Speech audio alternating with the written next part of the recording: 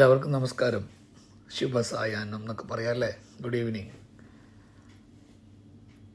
നമ്മളുടെ ജീവിതത്തിൽ നമുക്ക് എല്ലാവരോടും എല്ലാ സമയത്തും സന്തോഷമായിരിക്കാൻ പറ്റുമോ എന്നറിയില്ല, അല്ലേ? ചിലർ നമ്മളോട് ദേഷ്യപ്പെടാം, നമുക്ക് ചിലരോട് ദേഷ്യം വരാം, അഭിപ്രായ വ്യത്യാസം വരാം. പൂർണ്ണമായിട്ടും എല്ലാവരുടെ കൂടെയും ഒരേ ചിന്തയിൽ മറ്റുള്ളവരുടെ പ്രതീക്ഷയ്ക്കേറ്റതുപോലെ ഒരാൾ ജീവിക്കാൻ പറ്റില്ല, അല്ലേ? പരസ്പരം അങ്ങനെ ഒന്നും സാധ്യമല്ല. ജീവിതത്തിൽ അഭിപ്രായ വ്യത്യാസങ്ങൾ വരും. പക്ഷേ ഇത് ക്രിസ്തീയ മതത്തിനെ പറ്റി പഠിക്കുന്ന സമയത്ത് അവിടെ വളരെ ഇമ്പോർട്ടൻ്റ് ആയിട്ട് കാര്യമുണ്ട്. അത് പലരും പറയുന്നില്ല. എന്താണെന്ന് വെച്ചാൽ, പ്രാർത്ഥനയ്ക്ക് മുമ്പ് ആരോടെങ്കിലും കയ്പുണ്ടെങ്കിൽ അവരോട് സമാധാനമായിട്ട് വേണം അവരോട് സോറിയെങ്കിലും ചോദിക്കണം. അല്ലെങ്കിൽ അവരാണ് തെറ്റ് ചെയ്തെങ്കിലും പോട്ടെ, നിങ്ങൾ തെറ്റ് ചെയ്തു, ഞാൻ നിങ്ങൾ ക്ഷമിച്ചു, അത് മറന്നേക്കൂ എന്നൊരു വാക്കെങ്കിലും പറഞ്ഞ് സമാധാനമായതിനു ശേഷം വേണം പ്രാർത്ഥനയ്ക്ക് പോകാനാണ് എന്നാണ് അവർ ഉപദേശിക്കുന്നത്. അങ്ങനെ സമാധാനമാകാതെ പോയെങ്കിൽ നമ്മുടെ പ്രാർത്ഥന സ്വീകരിക്കപ്പെടില്ല എന്നാണ് ആ ആൾട്ടറിൽ. Before you come to the altar you reconcile with others with whom you have difference of opinion or enmity എന്നാണ് അതിൽ പറയുന്നത്. ഇതിനാസ്പദമാക്കി എനിക്കൊരു ചെറിയ അനുഭവം ഉണ്ടായിരുന്നു. എനിക്കൊരു ഫ്രണ്ടുണ്ട്, പുള്ളിയുടെ പേര് അബ്ദുള്ള എന്നാണ്. ഇവിടെ ചെന്നൈയിൽ എൻ്റെ കൂടെ പഠിച്ചതാണ്. ഇപ്പോൾ പുള്ളിക്കാരൻ അബ്രോഡിൽ വലിയ ബിസിനസ്സൊക്കെ ചെയ്തിട്ട് ഇപ്പോൾ കേരളത്തിൽ വന്ന് സെറ്റിലായിരിക്കുകയാണ്. മലപ്പുറത്തുള്ളൊരു സുഹൃത്താണ്. നല്ല സ്നേഹമുള്ളൊരു, ഞങ്ങൾ വല്ലപ്പോഴൊക്കെയാണ് കാണുക. കുറേ കൊല്ലങ്ങൾക്കിടെയാണ് ഇപ്പോൾ എന്നെ അന്ന് വിളിച്ച് പറഞ്ഞു, സുരേഷിനെ കാണാനായിട്ടാണ് ചെന്നൈക്ക് വരുന്നത്. ഞാൻ പറഞ്ഞു, എന്തിനാണ് എന്നെ കാണാനായിട്ട് വരുന്നത്? നമുക്ക് വല്ല വാട്സപ്പിൽ സംസാരിച്ചൂടെ? അല്ലെങ്കിൽ എന്താണ് എന്തെങ്കിലും അത്യാവശ്യമുണ്ടോ? അതൊന്നുമല്ല, ഞാൻ നേരിട്ട് വന്ന് പറയാമാണ്. അപ്പോൾ എനിക്ക് വല്ലാത്തൊരു ആങ്സൈറ്റി. എന്താണ് ഇവൻ എന്നെ ബിസിനസ് സംബന്ധപ്പെട്ടും ഞാനുള്ള ലൈൻ വേറെ, അവനുള്ള ലൈൻ വേറെ. അല്ല, സുരേഷിനെ കാണാൻ എനിക്ക് ആഗ്രഹമുണ്ട്, പക്ഷേ ഒരു പ്രത്യേക ഒരു കാരണമുണ്ട്, അത് ഞാൻ നേരിട്ട് വന്ന് പറയാമെന്ന് പറഞ്ഞു. അങ്ങനെ വീട്ടിലേക്ക് വന്നു, ആഹാരമൊക്കെ കഴിച്ചു. അപ്പം താമസിക്കുന്ന സ്ഥലത്തേക്ക് പിക്കപ്പ് ചെയ്തു, പിന്നെ കൊണ്ടുപോയി ഡ്രോപ്പ് ചെയ്തു. അപ്പോൾ അവിടെ വെച്ച് ഹോട്ടലിൽ വെച്ച് ഞങ്ങൾ ഒരു ചായ കുടിക്കുന്ന സമയത്ത് ഞാൻ പറഞ്ഞു, എന്താണ് എന്നെ കണ്ടു ആഹാരം കഴിച്ച് എന്നോടൊന്നും പറഞ്ഞില്ലല്ലോ. ഒന്നല്ല സുരേഷ്, വൈകുന്നേരത്തെ ഫ്ലൈറ്റിൽ പോവുകയാണ്. ഞാൻ 6ാം ക്ലാസ്സിൽ പഠിക്കുമ്പോൾ സുരേഷ് ഫീസ് കെട്ടാൻ പണം കൊണ്ടുവന്നിരുന്നു. അതെ, അത് കാണാതെ പോയത് ഓർമ്മയുണ്ടോ? അതേ, കാണാതെ പോയി. എന്നിട്ട് സുരേഷ് 2 ദിവസം സ്കൂളിലേക്ക് വന്നില്ല ഫീസ് കെട്ടാത്തതുകൊണ്ട്.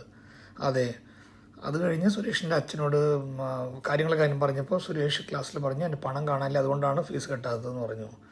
അതേ, എനിക്ക് ഓർമ്മയുണ്ട്. അത് കഴിഞ്ഞ് 2 ദിവസം കഴിഞ്ഞ് നിൻ്റെ ഫാദർ വന്നില്ലേ? അതെ, ഫാദർ വന്നപ്പോൾ ഫാദർ പറഞ്ഞു, അത് ആരെങ്കിലും എടുത്താൽ നിങ്ങൾ കൊടുക്കും, അല്ലെങ്കിൽ കുഴപ്പമില്ല, ആരെങ്കിലും ഇല്ലാത്തവരായിരിക്കുമല്ലോ, പക്ഷെ ആരെയും ഇങ്ങനെ വേദനിപ്പിക്കരുതെന്ന് അച്ഛൻ എല്ലാവരോടായിട്ട് പറഞ്ഞിട്ട് പോയി. അന്ന് പറഞ്ഞപ്പോൾ ഞങ്ങൾക്കെല്ലാം വിഷമമായി. ഇത് ആരാന്ന് അറിയുന്നില്ല എന്നുള്ള പോലെ ഉണ്ടായിരുന്നു. പക്ഷേ ഇന്ന് ഞാൻ പറയുന്നു, സുരേഷേ, ആ പണം ഞാനാണ് എടുത്തത്.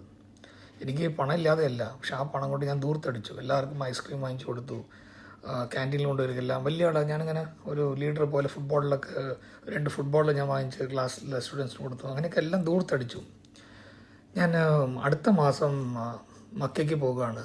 ഞങ്ങളുടെ നിയമപ്രകാരം ആരോടെങ്കിലും എന്തെങ്കിലും പാപം ചെയ്തിരുന്നെങ്കിലോ വിഷമിപ്പിച്ചിരുന്നെങ്കിലോ അവരോട് പോയിട്ട് പൊരുത്തപ്പെടണം എന്നാണ് അവർ പറഞ്ഞത്. ആ വാക്കാണ് ഉപയോഗിച്ചത്, റിക്കൺസിലേഷന്. അതുകൊണ്ട് എന്നെ ദയവായി ക്ഷമിച്ചേക്ക്. ഇപ്പോൾ നീ പറയും, എത്ര പണം വേണമെങ്കിൽ നിനക്ക് തരാമെന്നൊക്കെ പറഞ്ഞ് ചിരിക്കുകയായിരുന്നു.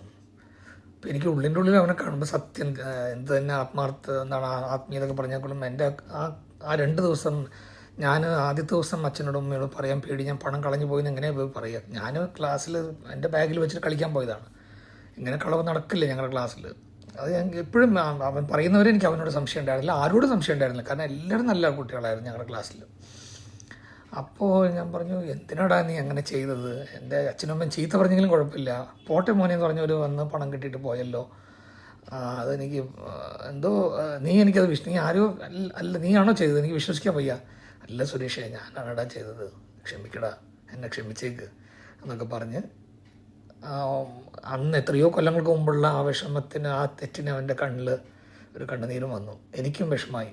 ഞങ്ങൾ ഹഗ് ചെയ്തിട്ട് ശരി പോട്ടെ പറഞ്ഞ് ഞങ്ങൾ എയർപോർട്ടിൽ ഡ്രോപ്പ് ചെയ്തിട്ട് പറഞ്ഞു, ഇങ്ങനെ വേറെ എന്തെങ്കിലും ഞാൻ ഇങ്ങനെ തെറ്റുകൾ ഓർത്ത് ഞാൻ ജീവിതത്തെ തിരിഞ്ഞ് നോക്കിയിട്ട് ആരോടെങ്കിലും കൈപ്പുണ്ടെങ്കിൽ എല്ലാവരോടും ഞാൻ പോയി ക്ഷമ ചോദിക്കണം. അധികമൊന്നുമില്ല സുരേഷ്, ചെറുപ്പം തൊട്ട് 4-5 ഉള്ളൂ. അതിൽ മുഖ്യമായത് സുരേഷിനാണ് ഞാൻ അധികം വേദനിപ്പിച്ചത്. അവനിങ്ങനെ പ്ലെയിനിൽ പറന്നു പോയി. ഞാനിങ്ങനെ വണ്ടിയിൽ വരികയാണ്, കാറിൽ വരുമ്പോൾ എനിക്കിങ്ങനെ ജീവിതത്തിൽ ഞാനും എത്ര പേരോട് ഞാനങ്ങനെ പറയേണ്ടി വരുന്നു, ഞാൻ പറയുന്നുണ്ടോ? കുറേ ചോദ്യങ്ങൾ എൻ്റെ മനസ്സിൽ. നമ്മളങ്ങനെ പ്രാർത്ഥിക്കുന്നതിന് മുമ്പ് ചെയ്യുന്നുണ്ടോ എന്നൊക്കെ ചോദിക്കുമ്പോൾ അതെ, ഞാനൊരു ക്രിസ്തീയ സ്കൂളിൽ പഠിച്ചുകൊണ്ട് ഈ സത്യങ്ങൾ എനിക്ക് അറിഞ്ഞതുകൊണ്ടും ഞാൻ കഴിയുന്നത്ര ഞാൻ ചെയ്യാറുണ്ട്. പക്ഷേ ചില മനുഷ്യരോട് ഞാൻ പോകില്ല. പക്ഷെ മനസ്സുകൊണ്ട് ഞാൻ അവരെ ഞാൻ ക്ഷമിക്കും. എന്നെ തെറ്റ് ചെയ്തിട്ട് പോയി അവരറിയാതെ ചെയ്യുകയാണല്ലോ, ചെയ്തിട്ട് പോട്ടെ, അവരെന്തെങ്കിലും പറഞ്ഞിട്ട് പോട്ടെ. ഞാൻ ദേഷ്യപ്പെട്ടിരുന്നെങ്കിൽ ഞാൻ തീർച്ചയായിട്ടും അവരോട് പോയി സോറി പറഞ്ഞിട്ടുണ്ട്. അത് എന്താ പറയുക, നമ്മുടെ ഈ റിക്കൺസിലേഷൻ എന്ന് പറയുന്നത് ജീവിതത്തിൽ വളരെ അത്യാവശ്യമാണ്. നമ്മുടെ സൗഹൃദം തുടർന്ന് പോകാനായിട്ട്, ബന്ധങ്ങൾ തുടർന്ന് പോകാനായിട്ട് ഒരു സോറി ചോദിക്കുന്നതിലും ഒരു സോറി എന്നെ ക്ഷമിച്ചു എന്ന് പറയുന്നതിലും വാക്കുകളാണുള്ളൂ. പക്ഷെ അത് ഹൃദയത്തിൽ നിന്ന് വരുമ്പോൾ തീർച്ചയായിട്ടും നമ്മുടെ മനസ്സാണ് ശുദ്ധീകരിക്കുന്നത്. മറ്റുള്ളവർക്കും അത് സാന്ത്വനം അതെല്ലാം പോട്ടെ, ഞാൻ നിന്നെ ക്ഷമിച്ചു എന്ന് പറയാനുള്ളൊരു മനസ്സുണ്ടെങ്കിലേ അത് സാധാരണ പൊതുവെ മനുഷ്യർക്ക് നമ്മളൊരു ഒരു ഒരു ഒരു തീരുമാനമെടുത്തു, ഇതാണ് ശരി, അല്ലെങ്കിൽ അയാളിങ്ങനെ തെറ്റാണ്, അയാളാണ്, അല്ലെങ്കിൽ നല്ല മനുഷ്യനാണെന്നൊരു തീരുമാനം നമ്മൾ എടുത്തു കഴിഞ്ഞാൽ ആ എടുത്ത തീരുമാനത്തിൽ തന്നെ നമ്മൾ ശരിയോ തെറ്റോ അത് എങ്ങനെയും നമ്മൾ ജസ്റ്റിഫൈ ചെയ്ത് അതാണ് ശരിയെന്ന് നമ്മൾ പറയും, അല്ലേ? അയാളും തെറ്റ് ഇയാളും തെറ്റ് നമ്മൾ പറയില്ല. രണ്ടുപേരും വഴക്കുണ്ടെങ്കിൽ ഒരു പക്ഷം നമ്മളെടുക്കും, എന്നിട്ട് ആ പക്ഷത്തിന് വേണ്ടി നമ്മൾ മരണം വരെ അതിനിങ്ങനെ ആർഗ്യൂ ചെയ്യും. പക്ഷെ അങ്ങനെയൊന്നും അല്ല ജീവിതത്തിൽ. എല്ലാം മാറി വരുന്നവരാണല്ലോ എല്ലാം. അപ്പോൾ ഈ റിക്കൺസിലിയേഷൻ നമ്മൾ മനുഷ്യബന്ധങ്ങളിൽ എങ്ങനെ നമ്മൾ പൊരുത്തപ്പെട്ടു പോകുക എന്നുള്ളത് വളരെ പവിത്രമായൊരു കാര്യമാണെന്ന് എനിക്ക് തോന്നി. എൻ്റെ സുഹൃത്ത് അടുത്ത മാസം കണ്ടാണ് പോകുന്നതെന്ന് തോന്നുന്നു, മക്കയിലേക്ക് പോകുന്നു. അതിന് മുമ്പുള്ള ചില പ്രിപ്പറേഷനൊക്കെ ആയിട്ട് ഇരിക്കാമെന്ന് ഇന്നലെ കൂടി ഫോൺ ചെയ്ത് പറഞ്ഞു. അത് നിങ്ങളോട് ഞാൻ ഷെയർ ചെയ്തത് മാത്രം. Thank you.